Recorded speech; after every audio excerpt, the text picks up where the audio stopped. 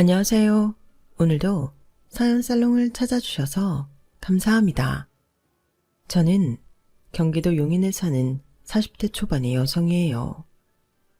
남편과의 사이에서 아들 하나를 두고 사는 워킹맘이고요. 조금 있으면 시어머니 돌아가시고 첫 제사가 있어요. 제가 시어머니가 병석에 누우시고부터 12년을 돌봐드렸거든요. 작년 상을 치를 때 사람들이 가장 많이 한 말이 할 일 다 하고 보내드려서 시원섭섭하겠다는 거였어요. 그 말에도 어느 정도 동의를 하기는 하지만 저는 허전함이 더 크더라고요. 그동안 시어머니와 정이 쌓였기 때문인 것 같아요. 어떤 의미에서 시어머니는 제게 두 번째 엄마나 다름없는 분이기도 하셨고요. 그래서 작년 시어머니 돌아가셨을 때 많이 힘들고 슬펐냐고요? 시어머니에 대한 깊은 추모는커녕 한바탕 전쟁을 치러야 했어요. 바로 10년 만에 나타난 동서와 서방님 때문이었어요. 뻔뻔스럽게도 동서는 빈소에 얼굴을 내밀며 바로 유산 상속 이야기부터 하더라고요. 항상 동서한테 끌려다니던 서방님도 여전했고요. 하지만 시어머니 유언장과 함께 저의 정체를 확인하고는 아주 얼굴이 하얘졌다 빨개졌다 난리가 나더라고요. 그때 생각을 하면 아주 속이 시원해요. 물론 여전히 열받기는 하지만요. 그럼 지금부터 본격적으로 못돼 먹은 동서 이야기 시작해 볼게요. 저는 법대를 졸업하고 대학원을 다니다가 남편을 만났어요. 그때가 막 로스쿨이 도입되기 직전이어서 제 진로에 대해 상당히 고민이 많을 때였어요. 사법시험을 볼지 말지 마음도 정하지 못했을 때 대기업을 다니는 남편은 자기 힘으로 돈을 버는 생활력 강하고 능력 있는 사람으로 보였죠. 실제로도 결혼하고 살아보니 제가 봤던 그대로였어요. 회사에서도 실력을 인정받고 직원들하고도 잘 지냈어요. 성실했고요. 저는 신혼재미에 푹 빠져서 집안 살림을 배우는 데에 정신이 팔렸어요. 그때 결혼하면서 대학원을 한 학기 휴학했거든요. 시어머니와의 관계도 큰 문제 없이 잘 지냈어요. 친구들이 그 정도 시어머니면 좋은 시어머니라고 할 만큼요. 몸이 좀 약하셔서 병원이나 한의원에 자주 다니셨지만 오히려 저와 동서가 신경 쓸까봐 늘 조심하시는 게 보였어요. 시아버지는 제가 결혼하기 3년 전에 돌아가셨고요. 시어머니와 잘 지내면 뭐가 문제냐고 하시겠지만 앞서 말씀드렸던 것처럼 이 구역의 빌런은 다른 사람이 아닌 동서였어요. 저보다도 2살 어리기도 했고 아랫동서였지만 결혼은 저희 부부보다 2년 먼저 했어요. 안 그래도 결혼 전부터 은근히 기싸움을 걸어와서 피곤했거든요. 그때마다 저는 모르는 척하거나 응해주지 않았어요. 물론 속으로는 부글부글 끓었지만요. 결혼하고 나서는 더 자기가 주도권을 쥐려고 하는 모습이 보였어요. 결혼하고 얼마 안 돼서 첫 어버이날이었을 때도 그랬어요. 저는 시어머니 선물을 따로 준비하려고 했거든요. 그런데 동서한테서 전화가 왔어요. 형님, 이번 어버이날 말이에요. 형님 결혼하고 처음 맞는 거니까 형님이 집에서 음식장만 해서 저희 다 초대하는 걸로 하세요. 동서, 나는 선물 준비하고 한정식 예약했는데 어버이날 당일은 너무 붐빌 것 같아서 이틀 당겨서 했어.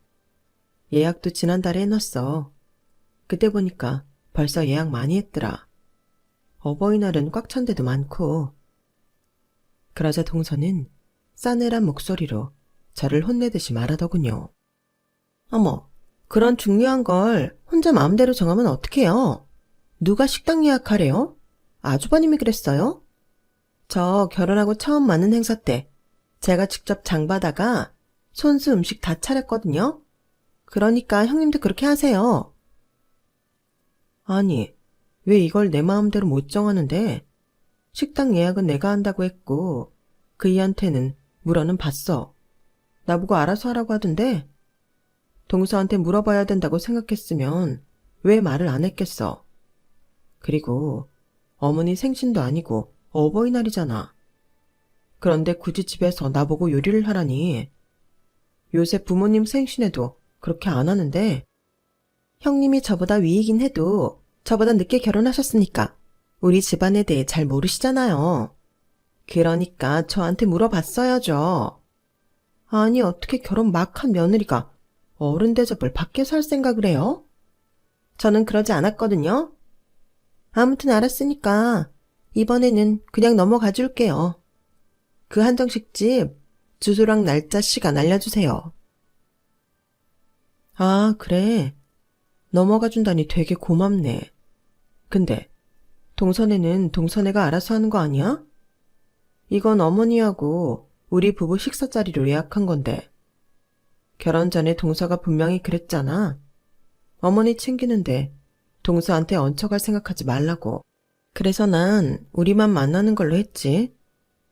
어머 형님, 형님이면 윗사람인데 당연히 아랫사람인 저희를 챙겨야 되는 거 아니에요? 그리고 아까도 말씀드렸지만 형님 결혼하고 첫 행사인데 그럼 온 가족을 다 초대해야죠. 이런 것도 모르시면 어떡해요?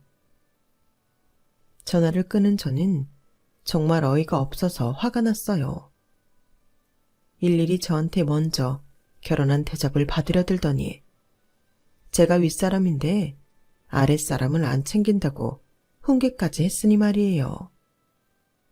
그런데 남편한테 전해 들은 동서 신혼초 이야기는 저를 더 열받게 했어요. 재수씨 결혼하고서 처음 어버이날? 글쎄 어땠지?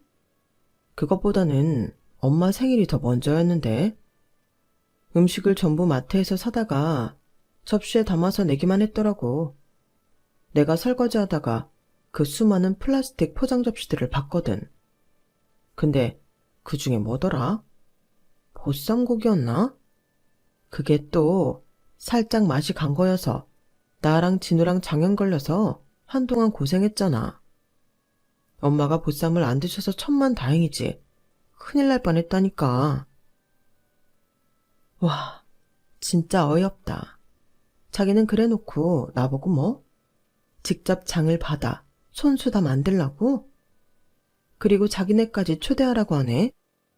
아니, 어머니도 안 하시는 잔소리를 왜 동서가 하는지 모르겠네. 그러든지 말든지 신경 쓰지 말고 우리는 우리가 알아서 하자. 나도 진아한테 이번 어버이날은 그냥 우리끼리 할 거니까 걔네도 알아서 하라고 했어. 사실 이런 행사 때는 형제들이 같이 하는 게 일반적이기는 한데요. 저나 남편이나 결혼 전부터 자꾸 신경을 긁고 지가 윗사람 행세하려고 하는 동서 때문에 짜증이 나 있었어요. 그런데다가 동서가 집안 행사에 자기네한테 얹혀가지 말라고 한 말 때문에 남편도 열받았었거든요. 그래서 저희만 따로 준비를 하게 된 거였어요. 시어머니도 어느 정도 눈치를 채신 것 같더라고요. 어버이날 함께 식사를 마치고 집에 모셔다 드렸을 때 시어머니는 저한테 이렇게 말씀하셨어요.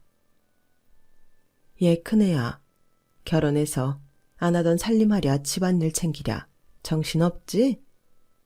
나도 다 잘한다. 그리고 작은애 성격이 평범하지는 않아서 걸리는 게 많을 거야. 그래도 나는 니네가 잘 지냈으면 좋겠구나. 암만 둘째가 먼저 결혼했다고 해도 네가 윗사람이잖니? 나이도 더 많고. 그러니 네가 둘째 성격 그려려니 하고 받아주면 좋겠다. 네, 어머니.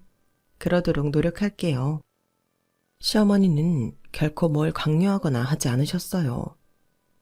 워낙 점잖고 차분한 분이라 말 한마디 한마디 하시는 게 무게감도 있었고요. 그런 분이 일부러 저렇게까지 말씀하시는데 거기다가 동서가 싸가지 없다고 어떻게 말을 하겠어요? 알겠다고 할 수밖에요. 하지만 결혼하고 나서 보니 동서는 기싸움만 하려는 게 아니라 정말 얄미운 짓은 다 했어요.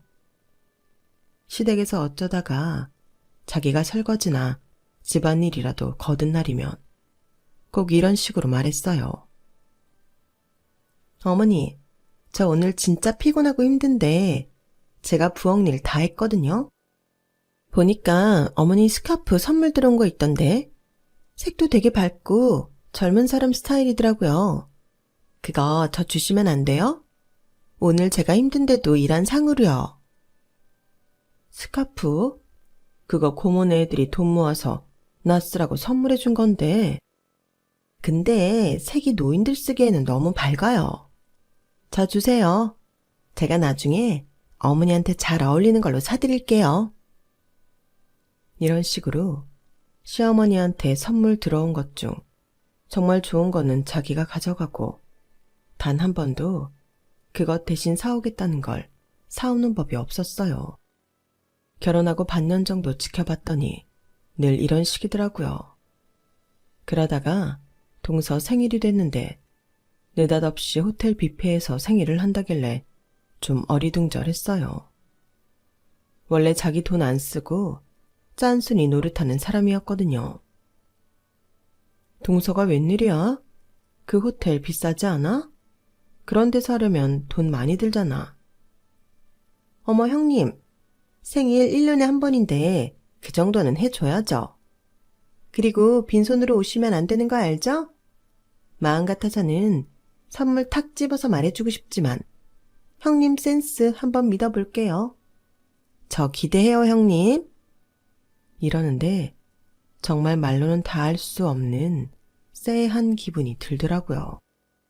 사람이 감이라는 게 있다는 게 이럴 때 발휘되는 거죠. 어쨌든 저랑 남편은 동서한테 어울릴 만한 선물을 고민했어요. 액세서리나 화장품, 향수 같은 건 취향에 안 맞는 거 사주면 좀 안 좋아할 것 같아 고민이 됐는데 그렇다고 그릇 같은 걸 생일날 사주기도 뭐했어요. 그래서 마음에 안 들면 바꾸겠지 하는 생각으로 향수 선물을 사서 교환할 수 있게 영수증까지 챙겨 넣어 들고 갔죠. 동서는 자기 생일이라고 친정 부모랑 동생까지 불렀더라고요. 저는 너무 당황스러웠어요. 뜻하지 않게 동서 친정 식구들까지 있는 자리에 있게 된 거잖아요. 이게 무슨 대단한 행사라고 시댁 식구들 아닌 사람들까지 봐야 하나 싶어 선물 전해주고 시간만 때우고 오자 싶었어요. 남편도 그러자고 했고요. 정말이지 유난히 화려하게 차려입은 동서가 뷔페 입구에서 저와 남편을 붙잡더니 호들갑을 떨더군요. 형님, 아주버님 와주셔서 너무 감사해요. 여기까지 오느라 고생 많았어요. 평소 안 오던 데라 불편했죠? 아, 평소 안 오던데. 저희는 재수씨 식구들도 와 있을 줄은 몰랐죠. 남편이 짜증을 꾹 참으며 말하는 게 느껴져 조마조마한데 동서는 두 손을 내밀며 말했어요. 제 생일 선물이요. 얼른 주세요. 그래. 이렇게 앞에서 받을 줄은 몰랐네. 여기 있어. 생일 축하해 동서. 라며 제가 선물을 넘겨줬어요. 명품 브랜드 쇼핑백이라며 좋아서 쇼핑백을 받아들던 동서는 안에 내용물을 보더니 표정이 확 변하더라고요. 그리고 잔뜩 굳어진 표정으로 저를 보며 말했어요. 이게 뭐예요, 형님? 이걸 제 선물이라고 사온 거예요? 요즘 우리 또래가 제일 많이 쓰는 향수라고 백화점 직원이 추천해 주더라고. 마음에 안 들면 그 영수증 가져가서 바꾸면 돼. 아니, 그게 아니라, 형님, 제가 그렇게 눈치를 줬는데도 못 알아들으셨네요. 여기 뷔페가 얼마짜린데 이런 선물을 가져와요? 이건 저도 평소에 충분히 사서 쓸 수 있는 거예요. 하다못해 여기 파우치라도 사왔어야죠. 뭐? 여기 파우치가 얼만 줄이나 알고 하는 소리야? 그런 걸 생일 선물로 사달라니. 그럼 동서는 내 생일에 뭐 해줄 건데? 아니, 지금 여기서 형님 생일 얘기가 왜 나와요? 제 생일인데. 제가 이런 뷔페에 초대할 만큼 성의를 보이면 형님도 그만큼 성의를 보이셔야죠. 아주버님도 그렇고 저 정말 섭섭하네요. 재수씨, 섭섭하다고 선물 가지고 이렇게 면전에 그러는 건 좀 아니잖아요. 좋은 날인데 좀 모자라더라도 좋게 봐줄 수 없어요? 일단 저희 좀 들어갈게요. 아니, 안 돼요. 못 들어가요. 여기 뷔페가 이 향수보다 비싸다고요. 제 뷔페보다 값낮은 선물 가져오면 못 들어가요. 요즘 물가가 비싸서 결혼식 부조금 적게 가져오면 밥 못 먹게 한다는 말이 있죠. 아마 저희 동서가 그 분야의 원조일 거예요. 아주 그 길을 개척한 사람이나 다름없죠. 저와 남편은 너무 어이가 없어서 입만 벌리고 서 있었어요. 이거 보이시죠? 제 손에 이 진주 반지요. 이거 어머니가 해주신 거예요. 이 정도는 돼야 여기 뷔페 먹을 자격 있는 거예요. 뭐? 동서, 그 반지 언젠가부터 어머니한테 달라고 떼쓰더니 결국 받아낸 거야? 그러니까 어머니도 뷔페보다 비싼 선물 안 줬으면 못 들어갔을 거라는 거야? 따지지 말고요. 어쨌든 어머니는 저한테 이렇게 성의를 보이셨잖아요. 그게 안 되니 돌아가 주셔야겠어요. 저희 친정에도 이런 선물 받았다고 말하기 창피하다고요. 남편은 그 말에 화가 나서 서방님한테 한마디 하려고 서방님을 찾았지만 서방님은 이미 자기 처가 식구들 사이에 묻혀서 어쩔 줄 모르고 있더라고요. 저희한테 신경 쓸 때가 아니었어요. 게다가 시어머니는 혼자 다른 테이블에 오두커니 앉아 있는데 그냥 보기만 해도 짠하더라고요. 됐어. 우리 동서 돈으로 뷔페 안 먹을 거야. 우리 돈 내고 먹을 테니까 그렇게 하라. 마음 같아서는 그냥 확 돌아 나오고 싶었지만 혼자 계신 어머니가 안 돼서서 저와 남편은 저희 뷔페값을 계산하고 들어가 시어머니와 함께 있었어요. 동서는 저를 자기 친정 식구한테 소개조차 시키지 않더라고요. 저는 그러거나 말거나 시어머니를 챙기며 같이 식사를 했어요. 시어머니도 동서의 그런 모습을 물끄러미 지켜보시더니 피곤하다며 먼저 가자고 일어나셨어요.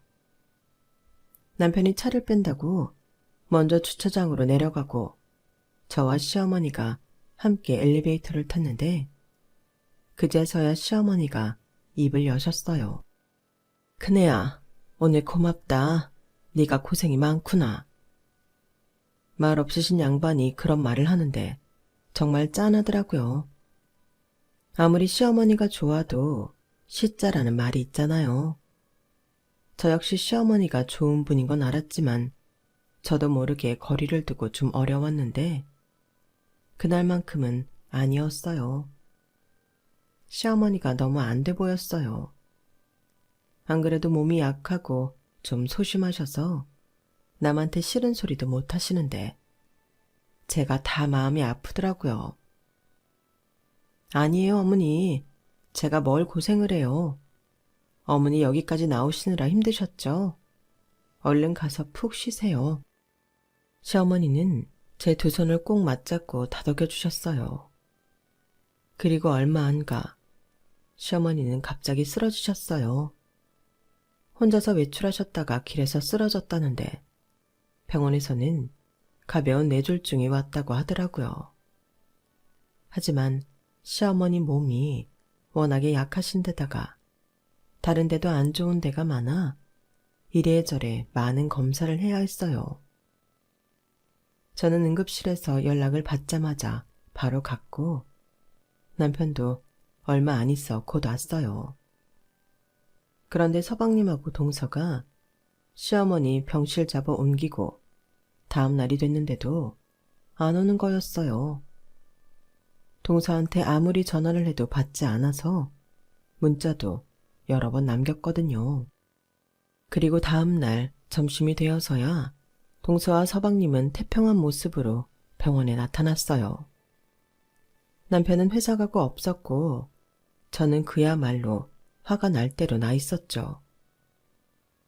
아니 서방님, 동서, 어머니 쓰러지셨다고 얼마나 문자를 많이 남겼는데 이제야 오면 어떡해? 전화는 왜 안 받았어? 서방님도 왜 전화 안 받으셨어요? 그러자 동서가 아무렇지도 않은 표정으로 이러는 거였어요. 아, 저 음악 캠프 있었어요. 그 이도 저랑 같이 갔고요. 어제 그 시간에는 캠프 마지막 날이라 음악회 있었거든요. 형님은 집에서 노는 사람이라 그렇지 저희 다 바쁘다고요. 네. 동서는 바이올린을 전공했고 대학하고 예술고등학교에서 학생들을 가르치는 사람이었어요. 저는 악기가 기술을 가르치는 거라고 해도 저런 인격을 가진 사람이 학생들을 가르친다니 진짜 그 애들한테 도움이 안 되겠다 싶더라고요. 서방님은 그런 동서한테 꽉 잡혀서 그저 눈치나 보고 있는데 정말 속이 터지더군요. 두 사람은 시어머니를 잠깐 보고 나오더니 또 바쁜 일이 있다며 획 가버렸어요. 진짜 동서는 너무 노골적이더라고요. 자기가 시어머니한테 받아낼 게 있을 때는 그렇게 아양을 떨고 어머니 어머니 하고는 시어머니 아프니 저렇게 자기 할 일만 챙기는 게 참 너무 전형적인 악녀다 싶었어요. 하긴 전에도 시어머니한테 자기 받아낼 거 받아내면 쌩 돌아서서 자기 볼 일만 보던 사람이기는 했죠. 그런데 이번에는 진짜 황당하더군요. 동서는 대놓고 저한테 이렇게 말했어요. 형님 백수잖아요. 저런 애들 레슨도 해야 하고 저 연습도 해야 돼요. 제가 얼마나 시간이 없는 줄 아세요? 정말이지 하루가 48시간이었으면 좋겠다니까요. 오죽하면 저희 부부 아이도 안 낳고 살겠어요. 그러니까 백수인 형님이 어머니 병간호는 책임지셨으면 해요. 결혼해서 지금까지 형님이 한 게 뭐 있어요? 이런 걸로라도 때우셔야죠. 하하, 진짜 동서 사람 뚜껑 열리게 하는데 일가견 있다. 동서한테 퍼붓고 싶은 말 100만 개도 넘는데 내가 참는 건 이 집안 어른 아픈데 그 병간호하기 싫어 서로 미루는 꼬라지 될까봐 그런 줄이나 알아? 동서 병간호하기 싫으면 됐어. 내가 알아서 할게. 형님, 말씀 이상하게 하시네요. 하기 싫다는 게 아니라 바쁘다니까요. 알았다고. 가서 그 잘난 깽깽이나 켜라고. 정말 몰상식해. 동서는 항상 고상한 척하며 상냥하게 웃으며 사람을 비꼬았는데 제가 세게 나가니까 바르르 떨더라고요. 그 꼴을 비웃고 싶었지만 그게 문제가 아니었어요. 저는 시어머니 병간호를 하느라 정신이 없었거든요. 다행히 뇌졸중이 심각했던 게 아니어서 재활을 하며 움직이시는 것도 많이 좋아졌어요. 친정부모님은 저희 집 일까지 도와주시며 시어머니 병간호를 함께 해주셨고요. 그것 때문에 남편이 정말 많이 미안해했고 저희 부모님한테도 평생 효도하겠다고 하더군요. 그 약속은 지금도 잘 지키고 있기는 해요. 아무튼 시어머니는 저의 도움을 받아 천천히 움직일 수는 있었지만 그 이상은 나아지지 않았어요. 병원에서도 시어머니 몸이 너무 약하고 안 좋은 것도 많아서 어쩌면 이 상태로 오래 갈 수도 있다고 했고요. 그게 시어머니 쓰러지고 1년 조금 지났을 때였네요. 그리고 동서와 서방님은 저희 부부를 정말 열받게 만드는 결정을 했어요. 서방님이 해외에 있는 연구소로 직장을 옮기기로 했다는 거였죠. 그런 말이 전부터 있기는 했지만 동서가 자기는 친정하고 가까운 데 있고 싶다고 계속 반대해서 못 나갔거든요. 참고로 동서는 그 잘난 압구정동에서 자라서 계속 압구정동에서 산 여자예요. 서방님하고 결혼할 때도 압구정동 아파트에 사는 게 조건이라고 할 만큼 압구정동을 사랑하는 여자이고 그만큼 다른 동네는 다 무시했어요. 친정아버지가 사업을 해서 워낙 잘 사는 집 딸이라 철이 없는 건 알았는데 시어머니가 쭉 병상에 있을 것 같으니 이제 와서 해외에 나간다니 너무 속보이잖아요. 남편은 그것 때문에 서방님하고 싸우기까지 했어요. 그도 그럴 게 남편도 듣는 귀가 있잖아요. 서방님 친구한테 동서가 서방님 옆구리 쿡쿡 찔러서 해외 연구소 면접 보고 합격한 걸 알게 됐거든요. 김진우, 너는 그렇게까지 마누라한테 잡혀서 살아야겠냐? 엄마 아프셔. 네가 전에 해외에 나갔어도 돌아와야 될 마당에 이게 뭐 하는 짓이냐? 그러는 형은 형수한테 안 잡혀 사는 것 같아? 나한테만 뭐라 하지 마. 됐어. 그리고 엄마가 앞으로 나한테 뭘 해줄 수 있는데? 장인어른만큼 나 뒷바라지 해줄 수 있어? 우리 할 만큼 했어. 우리한테 뭐라 하지 마. 저는 서방님은 그래도 양심이라는 걸 갖고 있을 줄 알았는데 전혀 아니더라고요. 게다가 이 사람들은 가기 전에 시어머니 앞으로 있던 작은 빌라 하나를 기어이 자기들한테 달라고 해서 그거 팔아서 증여세 나중에 낸다고 하고 돈 갖고 가버렸어요. 저나 남편은 그런 동서 부부랑 한바탕 했죠. 와, 진짜 해도 해도 너무하네. 아픈 어머니한테서 굳이 그걸 가져가야 해? 저희는 나중에 할 일 덜어드린 거예요. 어차피 어머니 돌아가시면 어머니 사시는 집은 형님네가 가질 거 아니에요. 그럼 우리도 독일 가기 전에 챙길 건 챙겨야죠. 안 그래요? 동서는 지금 동서가 되게 똑똑한 줄 알지? 완전 헛똑똑이야. 알아? 그러는 형님은 형님이 되게 착한 줄 알죠? 법대식이나 나와서 검사 배지도 변호사 배지도 없이 무능하게 남편한테 얹혀 사는 주제에 말이죠. 말이면 다인 줄 알아? 틀린 말 아니니까 화내는 거 아니에요? 더 이상 어떤 말을 해도 소용이 없겠더군요. 저희 부부와 서방님, 그리고 동서는 이렇게 최악의 상태로 헤어졌고 두 사람은 독일로 떠나버렸어요. 저희 부부는 공항에 나가보지도 못했는데 그건 언제 간다는 말을 저희한테 안 했기 때문이었어요. 물론 언제 가는지 알아도 못 갔을 수 있어요. 남편은 일 때문에, 저는 시어머니와 집안일 때문에요. 서방님과 동서가 떠난 후 시어머니는 더 멍하니 넋을 놓고 있는 일이 많아졌어요. 저는 그런 시어머니 상태가 안 좋아질까봐 더 신경을 많이 썼고요. 그런 어느 날 시어머니가 느릿느릿 저한테 이렇게 말씀하시더라고요. 큰애야, 너 공부해라. 너처럼 똑똑한 애가 공부해야지 아깝다. 나는 괜찮으니까 너 변호사 됐으면 좋겠다. 저는 당시 딸아이를 임신하고 있을 때여서 공부는 엄두도 나지 않았어요. 게다가 너무 오래 책을 안 봐서 과연 제가 다시 공부를 할 수 있을지 걱정도 됐고요. 그래도 시어머니 걱정시키지 않으려고 아이 낳은 후 공부를 하겠다고 했죠. 제가 딸을 낳고 몸조리를 할 때에는 친정어머니가 시어머니를 봐드릴 때도 있었어요. 그러면서 두 분은 점점 더 친구처럼 정이 들었고 시어머니는 더더욱 저더러 공부를 하라고 하시더라고요.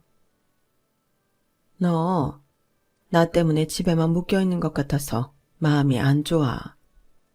나 네가 변호사 되는 거 보고 싶구나. 실은 그 즈음 저도 제 동기들이 잘 나가는 걸 보고 자극을 받고 있던 터라 결국 다시 대학원에 가기로 마음을 먹었네요. 남편도 적극적으로 밀어줬고요. 물론 쉽지 않았어요. 아이는 너무 어려서 아무리 친정 부모님이 봐주신다고 해도 제가 봐줘야 하는 시간도 많았거든요. 어떻게 잠자는 시간도 쪼개고 남편도 도와주니 조금씩 공부할 시간이 생겼고 점점 책 보고 학교 갔다 오는 일상에 익숙해지더라고요. 저는 학교에 돌아와 공부한 후 2년을 더 공부해서 드디어 변호사 시험에 합격했어요. 제가 결혼하고 9년째 생긴 일이었어요. 시어머니는 정말 축하한다며 주름이 가득해진 얼굴로 환하게 웃으며 좋아하셨어요. 상태가 더 나아지지도 나빠지지도 않는 상태로 너무 오래 계셔서인지 저희도 시어머니 병에 완전히 익숙해져 있었죠.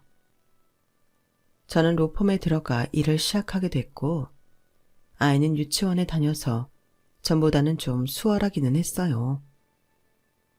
그렇게 하기를 2년. 시어머니는 마지막에 림프암에 걸려서 6개월 호스를 꽂고 거기로 영양분을 섭취하며 사셨어요. 저는 다시 일을 쉬고 시어머니 옆에 있었고요. 어쩐지 예감에 이게 시어머니가 이 땅에서 하는 마지막 고생일 것 같았거든요. 그래서 이때 요양보호사나 다른 사람한테 맡기면 평생 그게 마음에 걸릴 것 같았어요. 시어머니의 마지막은 고생하신 거에 비해서는 좀 평온했어요. 제 손을 붙잡고 잔잔한 미소를 지으신 시어머니는 고맙다는 한마디를 하고 눈을 감으셨어요. 워낙 오랫동안 병석에 계셔서 돌아가셔도 눈물이 나지 않을 것 같았는데 아니더라고요. 그새 정이 많이 들었는지 그렇게 눈물이 날 수가 없었어요. 친정엄마도 그랬고요. 오죽하면 저와 친정엄마가 서로 껴안고 펑펑 울었겠어요. 오히려 친아들인 남편이 덤덤해 보일 정도였죠. 저나 엄마가 우느라 정신 못 차리는 새에 남편은 친정아빠와 함께 장례 준비를 하고 빈소를 차렸는데 안색이 헬쓱하다 못해 창백하더라고요. 여보, 힘들지? 어머니 좋은 데 가셨을 거야. 내가 뭘, 당신이 그동안 고생 많이 했지. 난 괜찮아. 아니야. 어머니랑 정들어서 그게 좀 힘들지 뭐.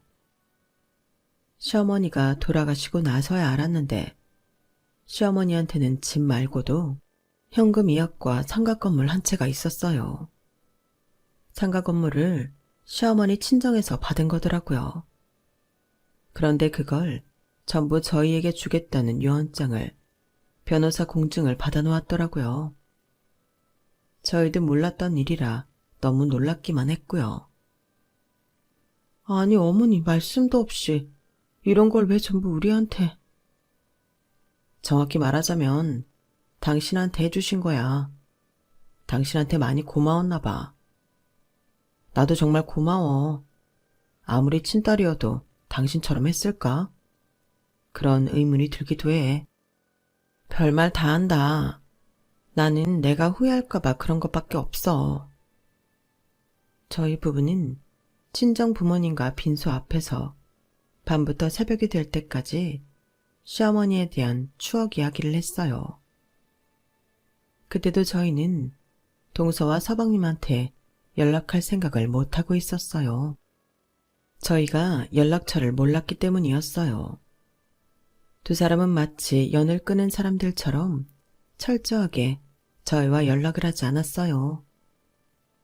남편이 그래도 엄마 돌아가신 걸 자식이 알아야 되지 않겠느냐며 주변의 연락처를 알아본다고 했죠.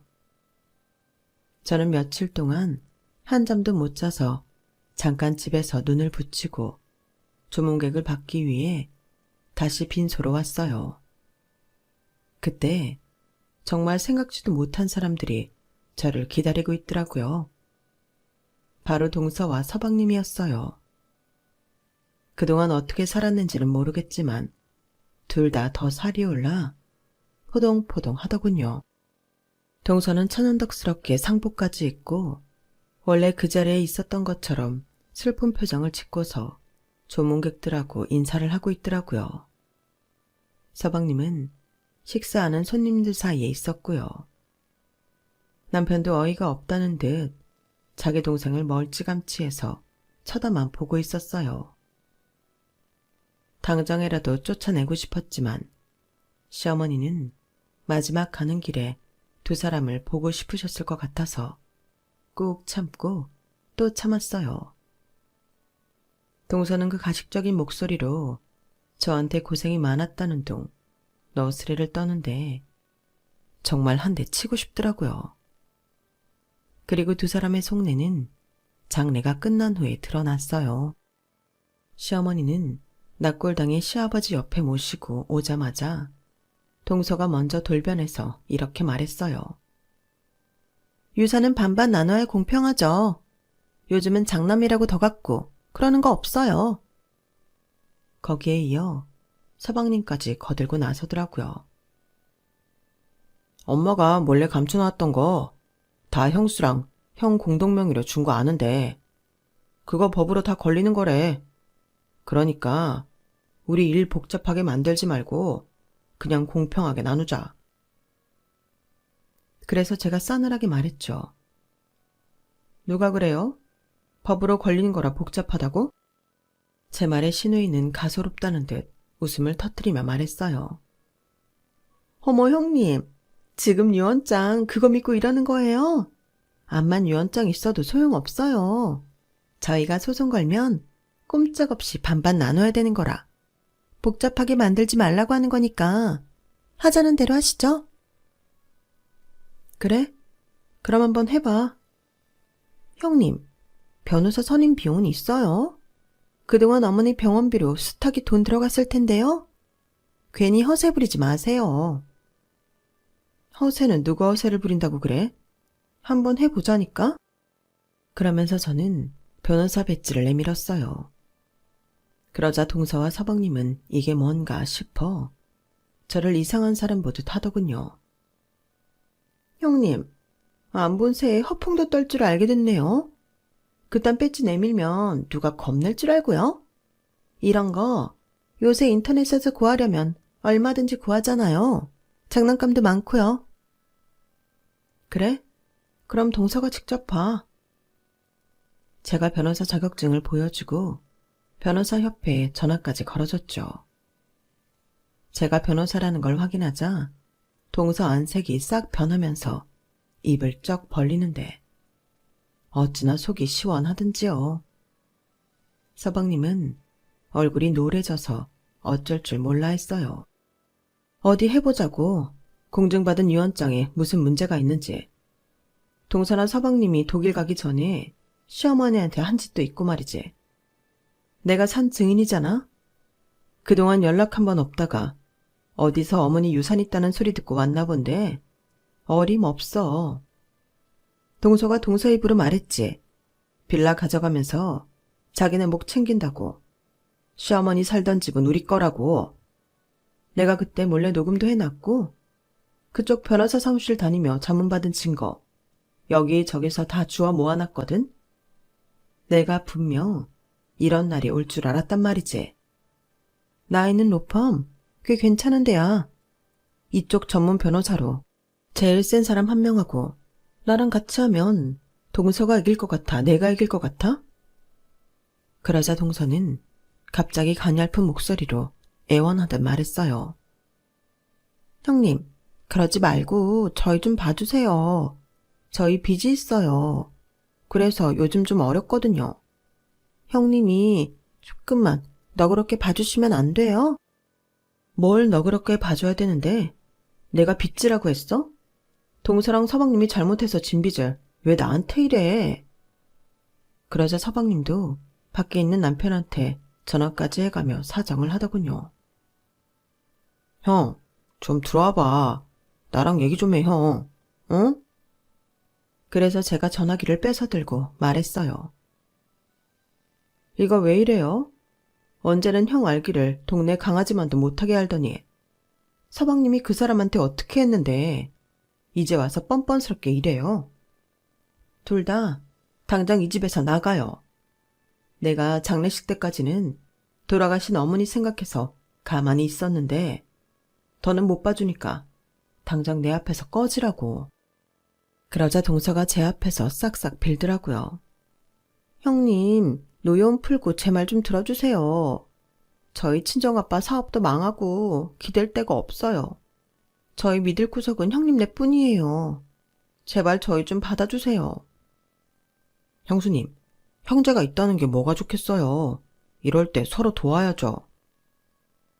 서로 도와요? 와, 이 사람들 진짜 웃기네.